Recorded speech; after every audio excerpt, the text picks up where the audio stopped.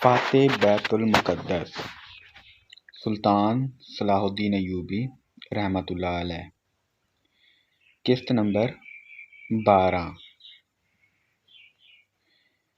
کیا ان کی تلاشی لی ہے؟ ایک سالار نے پوچھا۔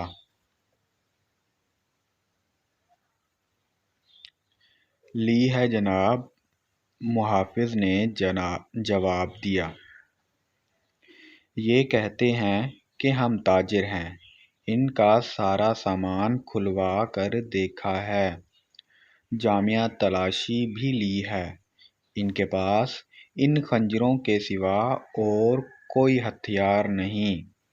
اس نے 5 خنجر سلطان ایوبی کے قدموں میں رکھ دیے۔ ہم مراکش کے تاجر ہیں، ایک تاجر نے کہا، سکندریہ تک جائیں گے۔ 2 روز گزرے ہمارا قیام سے اس 10 کوس پیچھے تھا۔ یہ برسوں شام لڑکیاں ہمارے پاس آئیں، ان کے کپڑے بھیگے ہوئے تھے۔ انہوں نے بتایا کہ یہ سہیلی کی رہنے والی ہیں۔ انہیں عیسائی فوج کا ایک کماندار گھروں سے پکڑ کر ساتھ لے آیا اور ایک بحری جہاز میں جا سوار کیا۔ ان کے ماں باپ غریب ہیں۔ یہ کہتی ہیں کہ بے شمار جہاز اور کشتیاں چل پڑیں۔ لڑکیاں والے جہاز میں چند اور کماندار قسم کے آدمی تھے اور ان کی فوج بھی تھی۔ وہ سب ان لڑکیوں کے ساتھ شراب پی کر عیش و عشرت کرتے رہے۔ اس ساحل کے قریب آئے تو جہازوں پر آگ کے گولے گرنے لگے۔ تمام لوگ جہازوں سے سمندر میں کودنے لگے۔ ان لڑکیوں کو انہوں نے ایک کشتی میں بٹھا کر جہاز سے سمندر میں اتار دیا۔ یہ بتاتی ہیں کہ انہیں کشتی چلانی نہیں آتی تھی۔ کشتی سمندر میں ڈولتی اور جھجکتی رہی، پھر ایک روز خود ہی ساحل سے آ لگی۔ ہمارا قیام ساحل کے ساتھ تھا۔ یہ ہمارے پاس آ گئیں، بہت ہی بری حالت میں تھیں۔ ہم نے انہیں پناہ میں لے لیا۔ انہیں ہم دھتکار تو نہیں سکتے تھے۔ ہمیں کچھ سمجھ نہیں آ رہی تھی کہ ان کا کیا کریں۔ پچھلے پڑاؤ سے یہاں تک انہیں ساتھ لائے ہیں۔ یہ سوار آ گئے اور ہمارے سامان کی تلاشی لینے لگے۔ ہم نے ان سے تلاشی کی وجہ پوچھی تو انہوں نے بتایا کہ سلطان صلاح الدین ایوبی امیر مصر کا حکم ہے۔ ہم نے ان کی منت سماجت کی کہ ہمیں اپنے سلطان کے حضور لے چلو۔ ہم عرض کریں گے کہ ان لڑکیوں کو اپنی پناہ میں لے لیں۔ ہم سفر میں ہیں، انہیں کہاں کہاں لیے پھریں گے۔ لڑکیوں سے پوچھا تو وہ سہیلی کی زبان بول رہی تھیں۔ وہ ڈری ڈری سی لگتی تھیں۔ ان میں سے 2-3 اکٹھی ہی بولنے لگیں۔ صلاح الدین ایوبی نے تاجروں سے پوچھا کہ ان کی زبان کون سمجھتا ہے؟ ایک نے بتایا کہ صرف میں سمجھتا ہوں۔ یہ التجا کر رہی ہے کہ سلطان انہیں پناہ میں لے لیں۔ کہتی ہیں کہ ہم تاجروں کے قافلے کے ساتھ نہیں جائیں گی، کہیں ایسا نہ ہو کہ راستے میں ڈاکو ہمیں اٹھا کر لے جائیں۔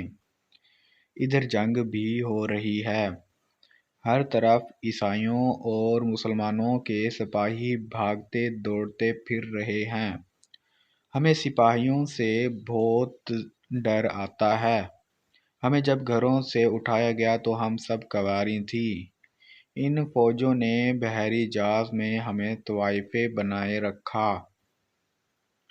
ایک لڑکی نے کچھ کہا تو اس کی زبان جاننے والے تاجر نے سلطان ایوبی سے کہا کہ یہ کہتی ہے کہ ہمیں مسلمانوں کے بادشاہ تک پہنچا دو، ہو سکتا ہے اس کے دل میں رحم آ جائے۔ ایک اور لڑکی بول پڑی، اس کی آواز رندھائی ہوئی تھی۔ تاجر نے کہا، یہ کہتی ہے کہ ہمیں عیسائی سپاہیوں کے حوالے نہ کیا جائے، میں مسلمان ہو جاؤں گی۔ بشرط یہ کہ کوئی اچھی حیثیت والا مسلمان میرے ساتھ شادی کر لے۔ دو تین لڑکیاں پیچھے کھڑی منہ چھپانے کی کوشش کر رہی تھیں۔ ان کے چہروں پر گھبراہٹ تھی، بات کرتے شرماتی یا ڈرتی تھیں۔ صلاح الدین ایوبی نے تاجر سے کہا، انہیں کہو کہ یہ عیسائیوں کے پاس نہیں جانا چاہتیں، ہم انہیں اسلام قبول کرنے پر مجبور نہیں کر سکتے۔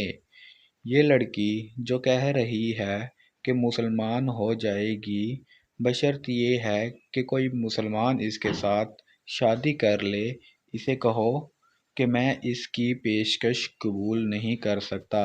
یہ خوف اور مجبوری کے عالم میں اسلام قبول کرنا چاہتی ہے۔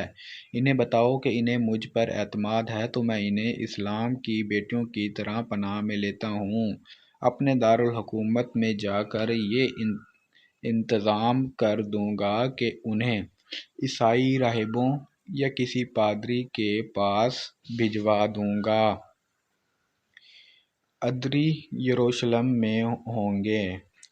دوسری صورت یہ ہے کہ جب عیسائی قیدیوں کو آزاد کیا جائے گا تو میں کوشش کروں گا کہ ان کی شادیاں قابل اعتماد اور اچھی حیثیت کے قیدیوں سے کرا دوں۔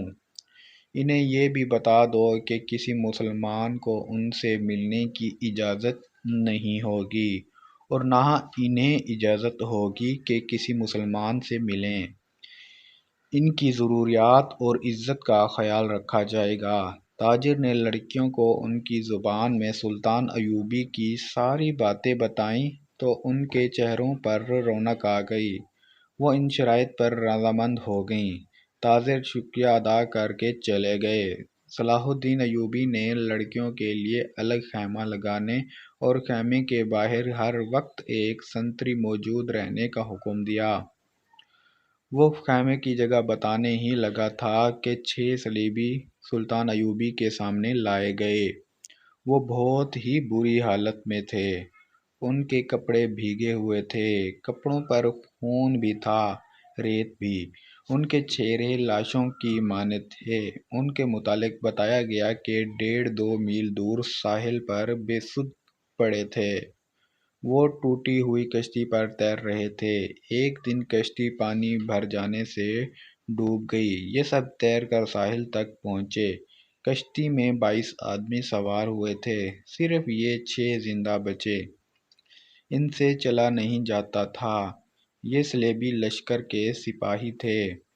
وہ سب دھڑام سے بیٹھ گئے۔ ان میں سے ایک چہرے سے لگتا تھا کہ معمولی سپاہی نہیں ہے۔ وہ کراہ رہا تھا۔ اس کے کپڑوں پر خون کا ایک دھبا بھی نہ تھا، مگر زخمیوں سے زیادہ تکلیف میں معلوم ہوتا تھا۔ اس نے 7 لڑکیوں کو غور سے دیکھا اور پھر کراہنے لگا۔ یہ صلاح الدین ایوبی کا حکم تھا کہ ہر ایک قیدی اسے دکھایا جائے۔ چونکہ قیدی ابھی تک سمندر سے بچ بچ کر نکل رہے تھے، اس لیے ہر ایک قیدی سلطان صلاح الدین کے سامنے لایا جاتا تھا۔ اس نے قیدیوں کو بھی دیکھا، کسی سے کوئی بات نہ کی، البتہ اس قیدی کو جو سب سے زیادہ کرا رہا تھا اور جس کے جسم پر کوئی زخم بھی نہ تھا، سلطان نے غور سے دیکھا اور آہستہ سے اپنے سالاروں سے کہا، علی بن سفیان ابھی تک نہیں آیا۔